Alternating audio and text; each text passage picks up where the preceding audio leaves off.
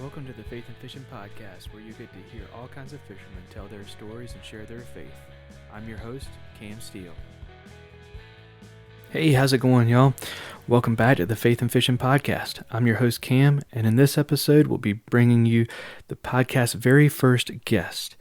If you are a member of the kayak fishing community, odds are he needs no introduction to you. He has traveled the world in the Navy, written a book, hosted TV shows, owns and operates one of the biggest brands in the kayak fishing industry. Basically, if you're into kayak fishing and you've dreamed of doing it, he's done it. The owner, founder, and president of Kayak Bass Fishing, better known as KBF, Mr. Chad Hoover. Chad, welcome to the show. Thanks for having me.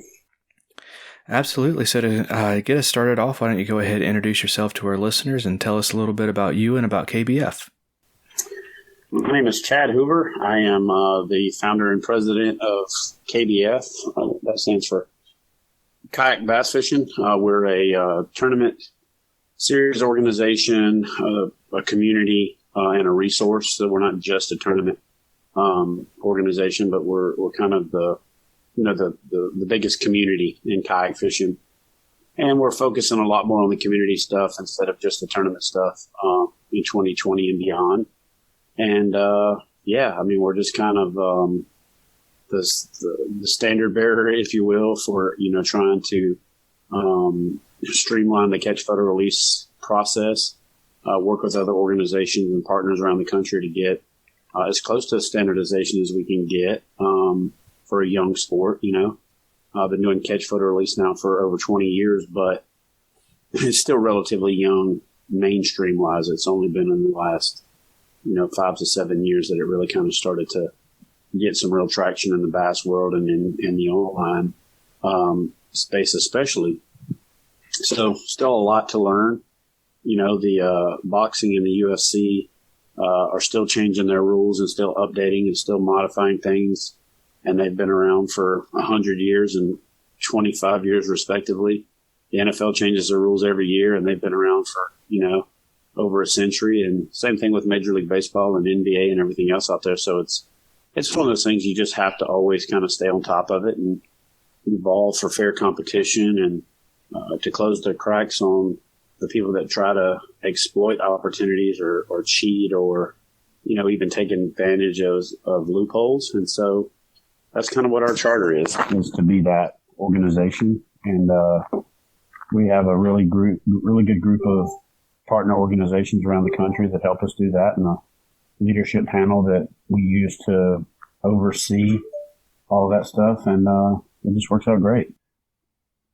That's KBF in a nutshell. We started in 2009 as a business running online events, went to our first live events in 2013, and did the first national championship in 2016, rolling into the fifth one, and it's was going really well, obviously, until this coronavirus thing came along. We've had to postpone a lot of stuff, go on a 60-day hiatus for live events, and we're working to reschedule those on a daily basis. We went down to Guntersville today to lay out the floor plan and the infrastructure for rescheduling the national championship to later in the year, October, as of right now, the 7th, 8th, and 9th. And we're just like everybody else. We're having to roll with the punches and kind of take this whole thing as it comes, because nobody really knows what's going on.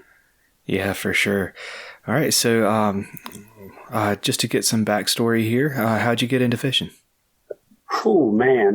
Well, I'm from Louisiana, so I grew up where water was pretty much out my front door. And sometimes like literally out my front door. I think Louisiana is an old Indian word for water everywhere. Like any other person, I started out fishing for small panfish and things along those lines. And my grandpa lived on the bayou, and the other grandpa was a foreman at a catfish farm. And then the grandpa that lived on the bayou ultimately became a foreman at a catfish farm. So they both had other careers before I was born. One of them was in the oil field, and the other one worked for a tire company. But from my earliest memories, both of my grandpas were actually in the fish business. They raised catfish, in commercial catfishing ponds. And so I got to actually get the regular, approach to fishing, going out and catching panfish and things along those lines. And then I got the shooting fish in a barrel version of it when I was a kid. So I never was a kid that had to kind of get forced into loving fishing without it being exciting, because I actually was blessed with the opportunity to go catch fish on demand early on. Like these fish are fed a pellet style feed through this thing that blows it out on the water. And so my grandpa, even when I was like, I don't know, 4 or 5 years old, would set me up with a fishing rod and a bobber with a raisin on it, and these fish would eat these things because it looked like the pellet feed. It was pandemonium, man. So, a young kid being able to do that was awesome. And then I had an uncle. He's actually a cousin, but he was so much older than me, we called him an uncle growing up. Owned a little convenience store, really small, in our tiny little town in Jonesville, Louisiana. And he had, one little section of the wall that had fishing lures on it. And he had I think it was a H&H spinnerbait, a hula popper, and a Hedon spook. And I remember watching ABC's Wild World of Sports when I was probably, 6 or 7, maybe 8. And Larry Nixon caught about a 6 or 7 pounder on Toledo Bend on a topwater lure, working it through these flooded timber. And I remember 2 things. For one, I said, man, that's way more exciting than the way I've been fishing. 2, it was relatively close to my house because, we were about an hour and 45 minutes to 2.5 hours to Toledo Bend, depending on which part you went to. And 3, it still looked like everything around my house. We had Catahoula Lake and, Lake St. John and, all of these lakes around me and bayous where it looked a lot like what Toledo Bend looked like. So, I don't know. I'd watched everything on TV. Prior to that, it seemed so distant and so far and so, not real. You know what I mean? It seemed surreal. When I saw that, I thought, that looks like Horseshoe Lake. That looks like, that looks like the bayou behind my papa's house. Like, I can do that. And so I went to my uncle that owned the store and I said, what do I got to do what can I do to get those lures? And worked out a deal with him where I'd cut the grass at the shop. It probably was literally like a month, but it seemed like 2 years to me at that age, pushing a push mower. And I think he gave them to me like one lure at a time. Like I had to work off the spinnerbait, then I had to work off the hula popper, then I had to work off the H&H, the Hedon spook. And then I worked a deal out with my grandpa on a fishing rod and coaxed him into taking me to Toledo Bend. And I think I caught my first bass on a topwater lure when I was maybe 8. And I've been hooked since. Never really got into the live bait fishing that much other than for like panfish and catfish and things like that, just because I was so enamored with, giving the lure the action that you wanted it, throwing it where you wanted it to, being able to see it. And honestly, I probably topwater fished when I shouldn't for, 5 years until I was old enough to even know any better. I didn't want to fish a worm. That was boring, right? That was slow. You go out there and you wait. I didn't really even want to fish like the hula popper because you had to sit there and pop it and stop it, pop it and stop it. And it was I was, for one, ADD, not that anybody can tell that now, but I was like going 90 to nothing all the time. And back then it was probably even worse.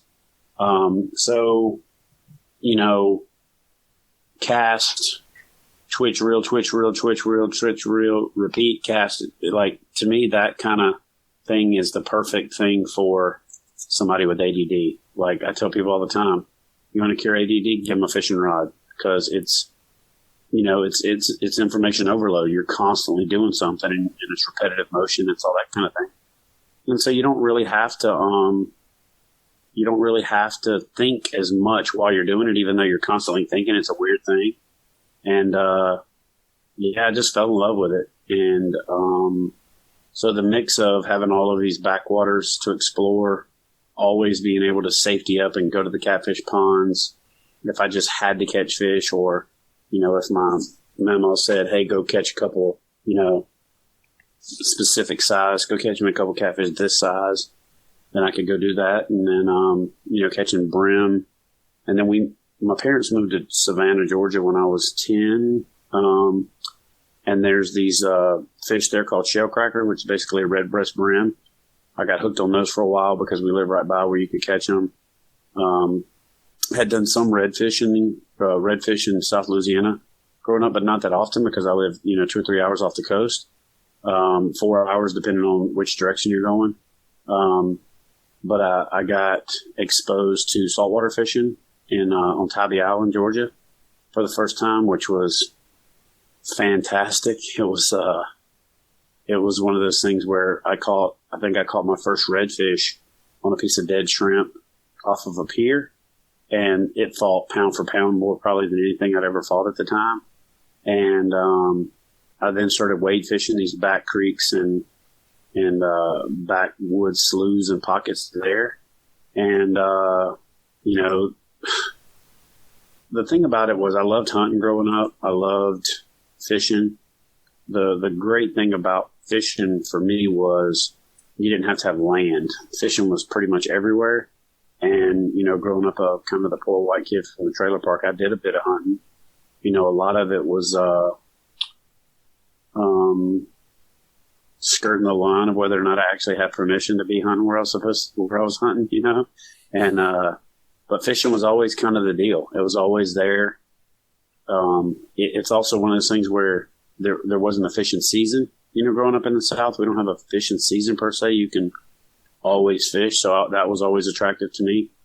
And then when I joined the military and I got away from home, where I was traveling, for a living, and I was moving around to the point where it was hard to find somewhere to hunt and have access to land, things along those lines. Fishing was just always there. And then it got cultivated by being stationed in two really world-class fisheries. I was in Virginia Beach, Norfolk, which is, a saltwater fishing mecca, and then Corpus Christi, Texas, which is another saltwater fishing mecca. And I bounced back and forth between them twice in my career, stationed in Florida quite a bit, went out to California and got to catch a halibut in the surf, got to catch a big California bass. Now, granted, I don't really count it because the guy that I went with took me out and we took a bullet, or almost like a Carolina rig, a fish finder rig. It's an egg sinker with a swivel with about a 2-foot leader on it. And we hooked a live crawfish on it and threw it out in, 15, 20 foot of water off of this one point before the fish went into spawn. And we bailed 10 pounders like it was stupid.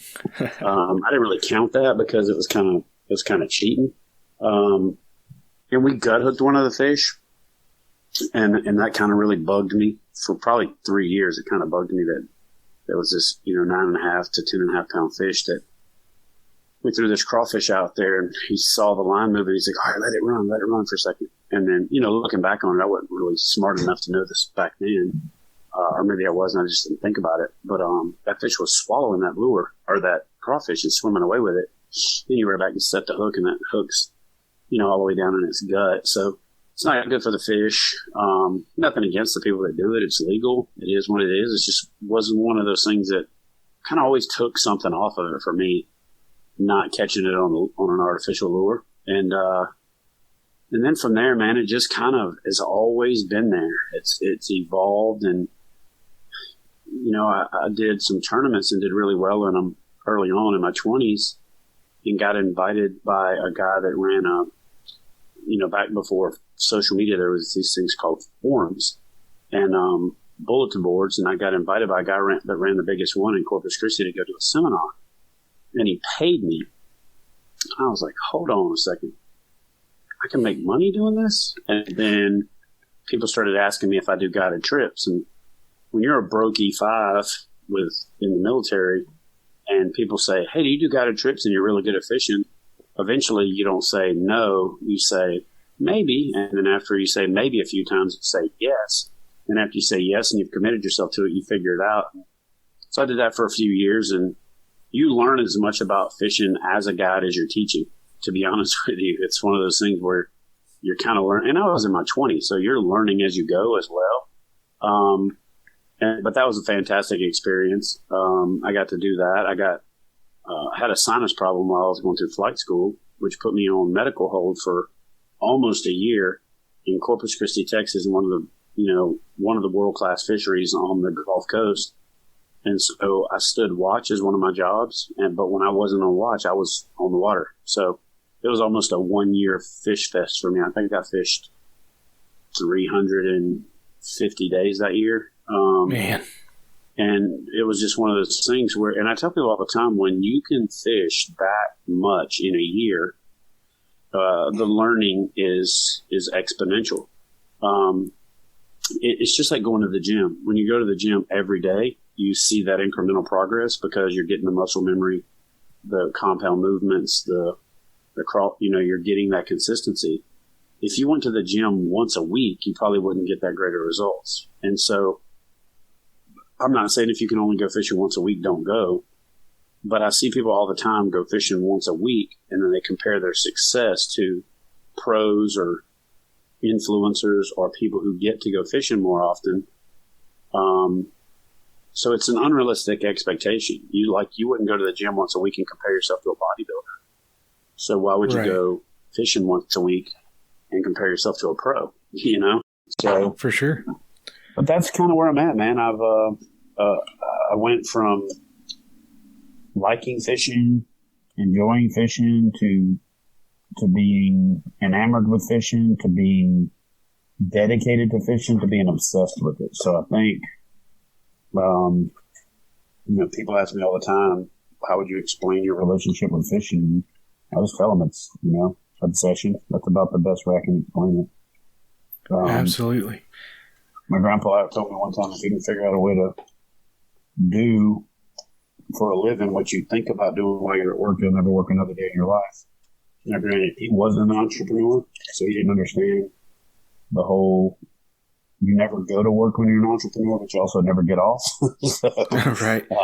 There's that flip side of it, but it's been good, man. It's obviously going to be a tough thing with this whole, coronavirus thing when you make a living doing marketing and events, and you can't have events anymore. You can't really market. For sure. So we'll see how this whole thing plays out. But we're poised for it with Catch Photo Release being virtual. And, we'll just we'll see where it goes, For sure. All right, man. So this is the first episode with a guest, and the reason I reached out to you, one of the reasons I wanted you as the first guest that we had is really because it was you that gave me the idea for this podcast. I was listening to, I want to say it was the Bass Fishing Dads podcast whenever you were up there, and at the time you said that your goal for the next year, I think, was to really live for God more. And I had heard other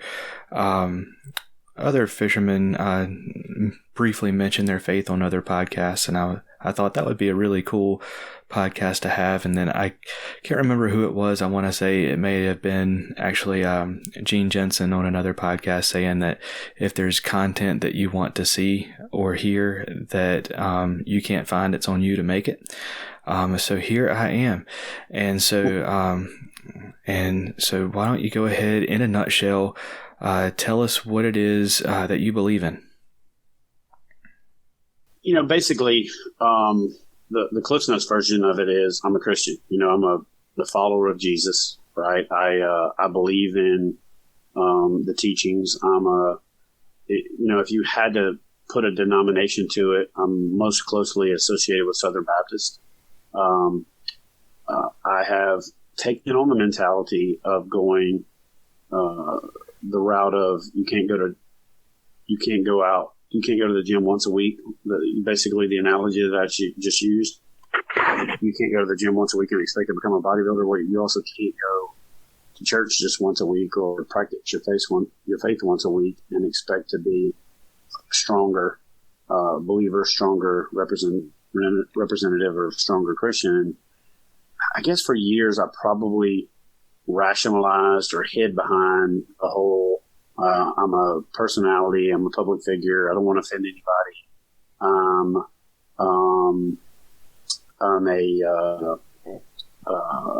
don't want to be polarizing. I kind of got my hand slapped on one of the networks that I was on early on by making a statement that was quote unquote too Christian. And so therefore I kind of safetied up. And then, I finally realized, like, I made this analogy a lot. Some people go to church and think about fishing. I go fishing and think about God and get closer to God. And that really was a true statement, but at the same time, it was also a cop-out. And also as traveling as much as I do, and when you make your living on primarily weekend-based activities, which is what fishing is localized to for most people, it's difficult to always just give up Sunday, because otherwise you're cutting down your opportunity to do things to one day a week. And when you do what I do for a living, it's difficult. And so I found a home at Life Church. The pastor there is Kayak. He's got a leadership podcast. He does a lot of stuff. And I think that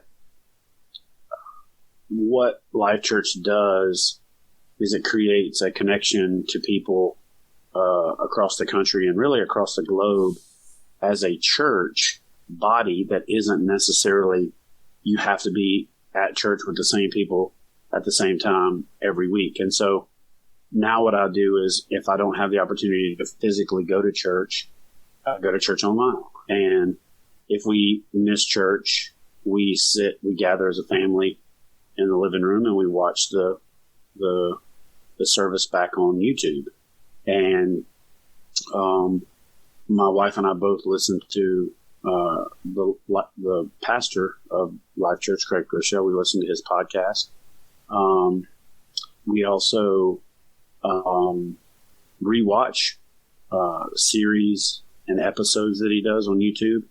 There's playlists on there just like there is on any other video. And so, ironically enough, focusing on YouTube kind of led me to a relationship with a body, a church body, the body of Christ, that allows me to interact and share on a more regular basis. And it's kind of gotten me more emboldened to share it, publicly. And I think that the more confident you are in your own walk, the more likely you are to share it. And so, by and large, I don't want to be the guy that's, like a UFC fighter that's thinking Jesus in the ring after he just won a fight, and then he's backstage on Instagram, with strippers. Right.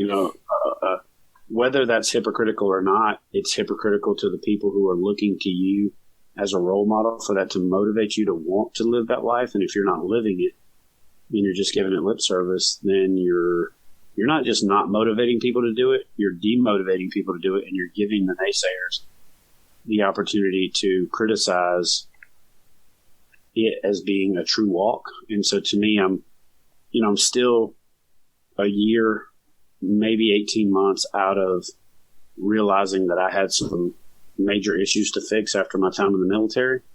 I joined at 16 in the delayed entry program, was active duty at 17, and then retired at 37. So I literally was in the military over half my life when I retired. And, like I said, I joined at 17 and I spent 20 years in the military. So when I retired from the military, I was in the military 3 years longer than I had been alive before I joined, and was in it my entire adult life. I did combat search and rescue, which also is, search and recovery.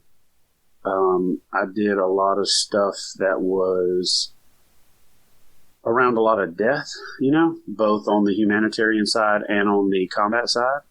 Right. And then when you do search and rescue, you do a lot of, recovery. And so just took a long time for that stuff to kind of work its way out of the box. And once it started coming out of the box, it was out. I tell people all the time, it's like I was turning the handle on that Jack in the Box thing. And then finally one day when it popped out and there it wasn't pushing the head back in, and it was just something that I had to deal with. And it was probably the roughest 6 to 10 months of my life, to be honest with you. It was overwhelming. It was frustrating. It was hard doing it on your own. That's when you realize you had to just kind of, Jesus, take the wheel a bit and back off. Luckily for me, I had a very strong second in my wife, Christy. She's got a strong faith. She's got a strong support nature about her. And it also made it very clear to me and made it easy to see how so many guys succumb to it, right? There was this time that you're trained in the military, especially as a combat guy, as an operator and doing the things that I did. Even though I was combat sergeant, I wasn't necessarily a shooter. That's who we trained with. There's nothing but shooters. And so when you run on the field with shooters, you act like one, right? And so, we still were quote unquote shooters when we did insertions and extractions and things like that, but we weren't considered a combat role, right? We were considered combat support. But, if I didn't have everything that I had going for me, and then I didn't have a beautiful, amazing, super strong wife who kept dragging me to church, kept forcing me to fill my head up with positive stuff, constantly sending me links to the podcast. Hey, did you listen to Craig Garrett Show's podcast? Yeah. Oh, yeah. Which part did you like about it? What was the better part? What was your favorite? Crap, now you're quizzing me on it. So that holding me accountable thing was huge. And then, I kind of reached back out and found some guys that had helped me, or I had helped them, that were those accountability brothers, and kind of reestablished and strengthened some of those relationships. In some of these leadership podcasts, I started hearing things like, you're most like the 4 people you hang out with the most. You are judged, or you are going to be like the people that you hang out with, So my inner circle changed, got smaller, and got a heck of a lot more selective. The things that I was listening to, the things that I was thinking about, and the things that I was talking about also changed. And so, now granted,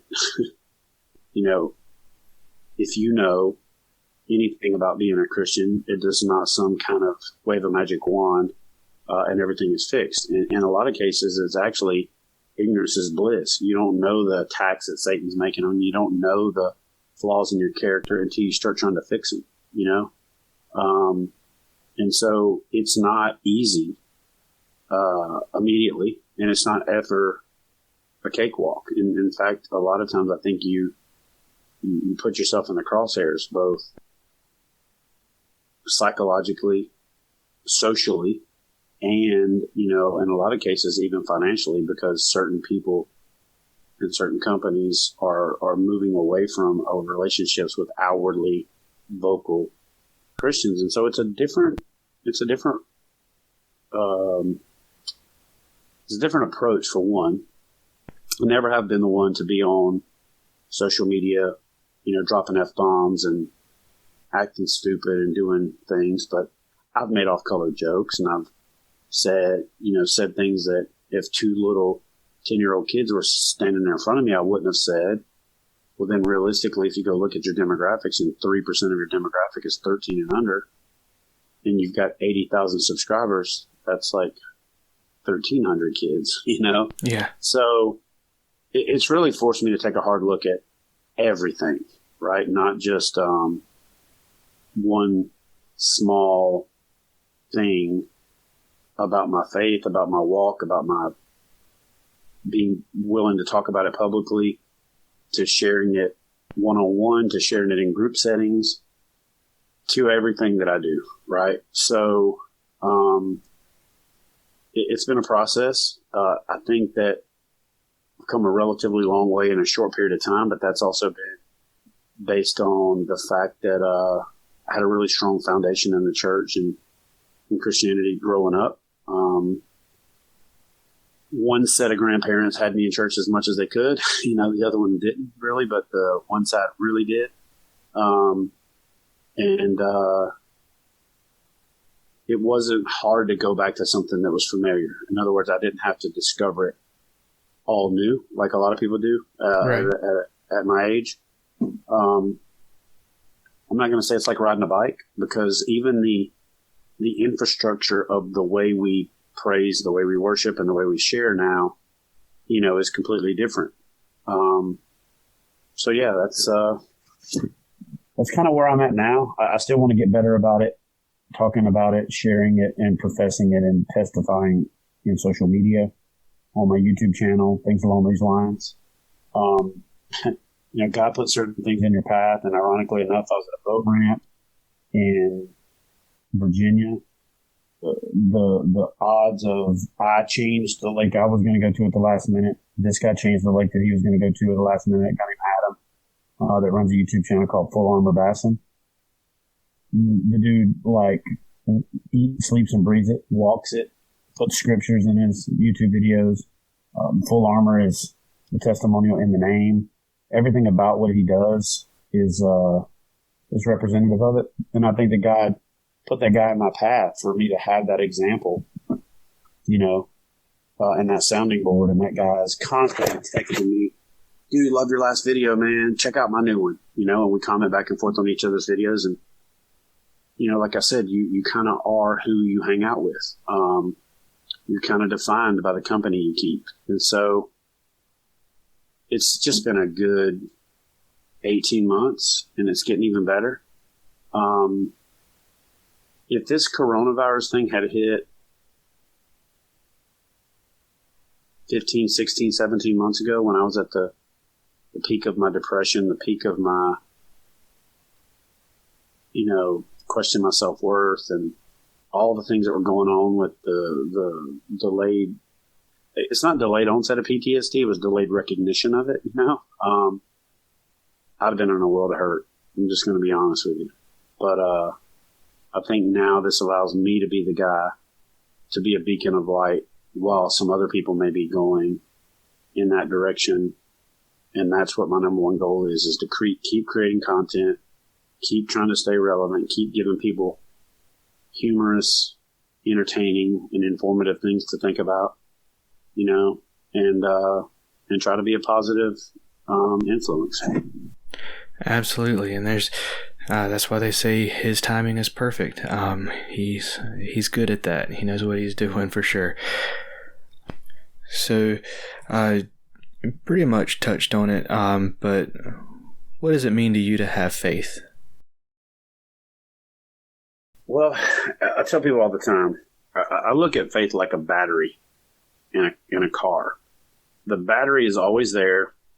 It makes a lot of the ancillary things not work or not work. It makes the car start when you need it. You've got the best machine in the world that is relegated to the effectiveness of this one thing that's always there when you need it. And you never have to think about it. But as soon as it doesn't work or it isn't there, you know it, and nothing else works. So the best analogy that I've ever been able to come up with to explain faith is, it's a lot like the sun coming up in the morning. Hey, is the sun going to come up tomorrow? Yeah. How do you know? Because you've seen it before? Cool. Well, I've seen his works before. So my faith is strengthened by the daily occurrences.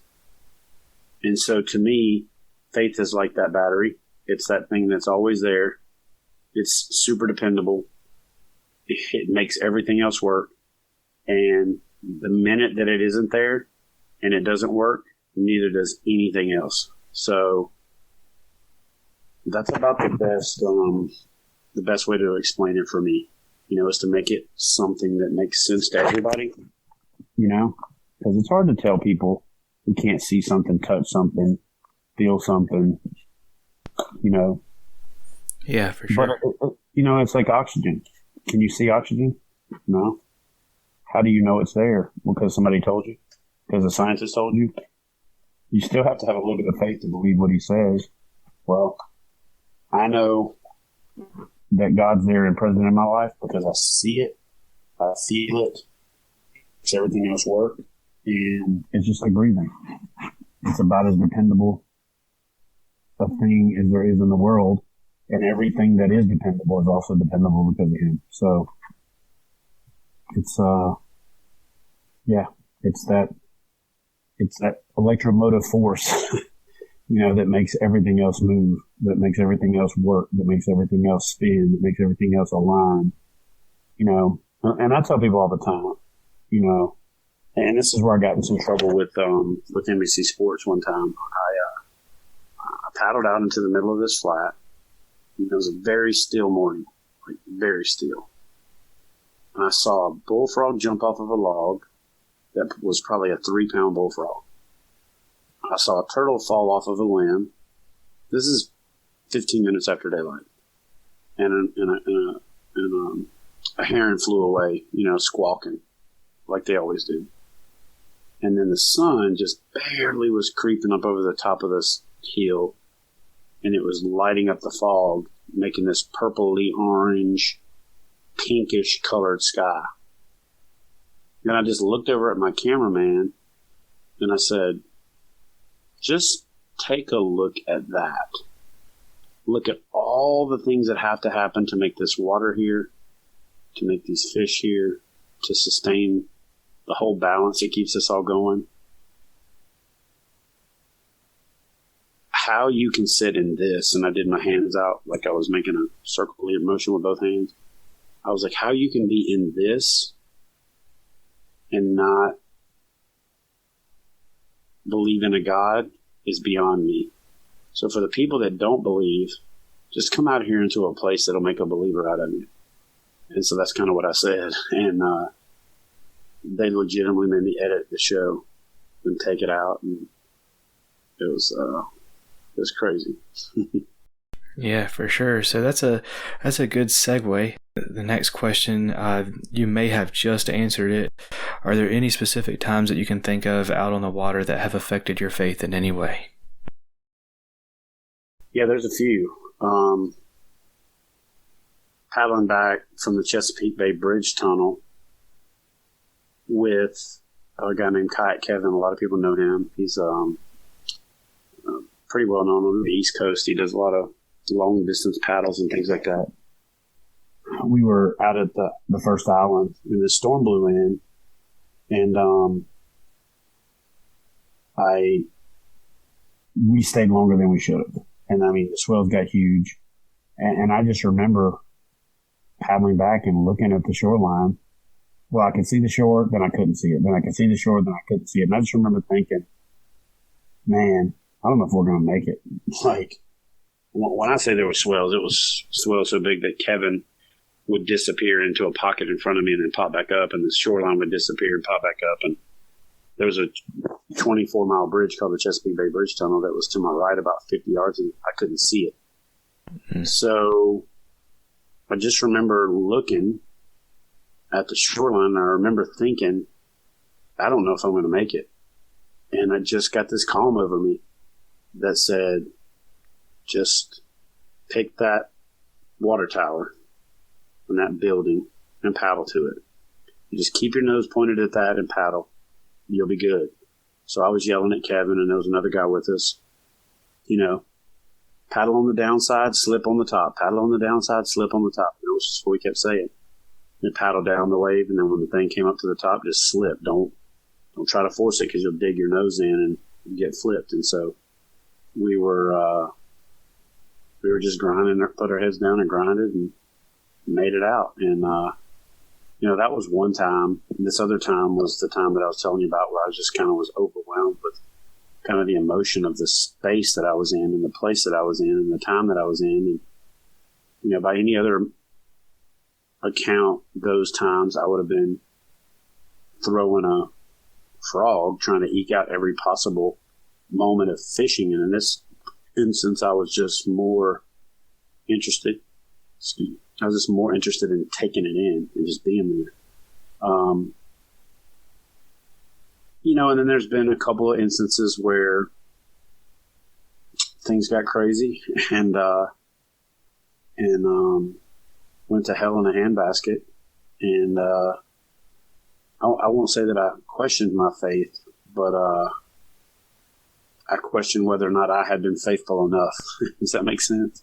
Yeah, for sure. And so, I've been doing this now for 23 years. So I've put myself in a few situations that have been not the greatest or smartest, that have forced a faith check, Yeah, so that's probably the best way. All right. What fishing story or memory means the most to you? Well, it's kind of ironic that you asked me this, and about an hour ago, I posted a picture of my son on Instagram, on my personal page, and I said, I don't know who was more excited in that post. And he had been having a rough day, and I was setting up for the end of the day. I'd found these fish on my depth finder. I knew they were in this little ditch, but the feeding time was off. And it was going to be one of those deals where there was a minor feeding time right at the last hour before dark. He paddled over to me and had been fishing all day. It broke off 4 or 5 times. It only caught one fish. And we were shooting a TV show, which means I really needed to catch some fish. He was, I think, 13. So I just stopped and I said, dude, I need you to do me a favor. He said, what's that? I said, see that little tree sticking up right there? See that little cut? I need you to paddle around. I need you to come in from the backside and wedge your kayak in between those 2 trees. And you see that little opening right there? He said, yeah. I said, take that big worm right there. And I handed him my rod. Take this big worm and go over and throw it in that guy. He said, all right. I said, wait about 15 minutes, though. I want you to do this when it's right. But you're bottom fishing, but I want you to work. I want you to snap your rod tip, get that worm up off the bottom and let it fall. Snap it up and let it fall. Not a normal way you would fish a worm. There's just something about it just came over me, and I just said, I kind of knew the fish were there. I expected them to bite. I didn't want them to worry about hanging up with a moving lure like a crankbait or a spinnerbait or something like that. So I was like, just throw this thing out there, hit that ditch, and work it along the bottom. This is on a day when he had caught one fish. I spent all day trying to find fish to hem them up to get ready for this payoff pitch at the end. And I conceded it and said, go fish right there, buddy. And I backed off and I told my camera guy, I said, he's either going to catch this fish and we're going to have one of the best endings we'll ever have, or I'm going to waste the last hour. We're not going to catch anything. He said, why don't you go fish the other side? And both of y'all, I said, yeah, I mean, that's safety enough. I'm going to put it on him. So he paddled over and he made a long cast, and I backed off about 50 yards, 75 yards, so I didn't bug him and went back to fishing, but in a place where I really didn't expect to catch anything. Paid attention to him for the first 10 minutes, and after that I kind of was like, I'm just going to do my thing. And I started talking about a tip or something to fill the content for the show. And I heard a big woohoo and looked over, and he was getting pulled, 30 or 40 yards, and I paddled over, and he's getting hung around. We're in some flooded timber. He's getting hung around every tree limb. This bass is doing everything to pull a knife on him to get off. And I said, grab your net. And he's got this Yak Attack landing net that we had honestly just really perfected with this company called Leverage Landing Net. And ultimately, Yak Attack ended up acquiring Leverage Landing Net. But he reached down, he grabbed the Leverage Landing Net, he pulled the rod towards him, lifted his rod tip with his other hand like a pro, scooped the fish up, and then he legitimately fell back in the seat, dropped his shoulders, tears started rolling down his face. He reached in and grabbed the fish by the jaw, pulled it out. And, we literally had to let him gain his composure, wipe his face off. You know how a kid looks when they're crying. Wipe his face off, let him blow his nose before we could even film the ending, because he was just so emotional about it. And so to this day, that's his personal best. And it's still one of the most memorable bass catches for me ever, because for one, I knew it was the right thing to do, but I just conceded these fish to tell him to go where to fish and catch it. And it wasn't like easy. It wasn't like shooting fish in a barrel. He had to make the cast. He had to make the retrieve. He obviously had to set the hook. He had to fight the fish. He had to land it. And it was in a really thick flooded timber area. And I just think that it was one of those deals where, God just blessed us with that moment that opportunity, blessed me with the knowledge to be able to say the right thing to do right now is to let him catch it, back off. And it's still to this day one of the best endings that we've ever done for a show. That's awesome. I got to paddle up next to him, grab a hold of his kayak, give him a fist pound and a high five and a hug. And he was so emotional. It wasn't even funny, smiling from ear to ear. He went from the snot crying over being, frustrated to then tears of joy crying over catching this fish to smiling so hard it made his face hurt. All in about a 20-minute period. So that has to be, still one of my most memorable moments on the water ever. Yeah, it's going to be tough to beat that, because not only is his personal best, but it was his first time breaking the 8-pound mark. It was, even if he goes on to catch a bigger fish with me later on, that was still kind of our first breakthrough moment. And it's all on video, which makes it also special. I can go back and relive it every now and then by going on to my YouTube channel and finding an old episode. And just a cool deal, man. So that's probably the most memorable, to be honest with you. It's be very hard pressed to beat that. Yeah, absolutely. That's awesome. All right, so we're going to pause the interview right there. Part 1 of this interview made for a little bit longer episode, but be sure to tune in to part 2 on the next episode. But don't worry, it's already out. I want to thank Chad Hoover for coming on the podcast and sharing his story with us. If you want to find out more about Chad and about KBF, head on over to kayakbassfishing.com, and you can even go ahead and become a member today. God bless. Thanks for listening to the Faith in Fishing podcast. If you like this episode, please give it a rating, a review, and make sure to subscribe on whatever app you're listening to so you never miss an episode. You can follow the podcast on social media at facebook.com/faithinfishingpodcast and Instagram at faithinfishingpod. Special thanks and a big shout out to Jonathan Inthelancy for helping me write, play, and record the music for this show, and to Tyler Worrell, the graphic designer behind our amazing logo. If you have any questions about faith, I encourage you to contact a pastor in your community. Thanks again for tuning in, and until next time, get out there and catch some fish, and I will catch you on the next episode.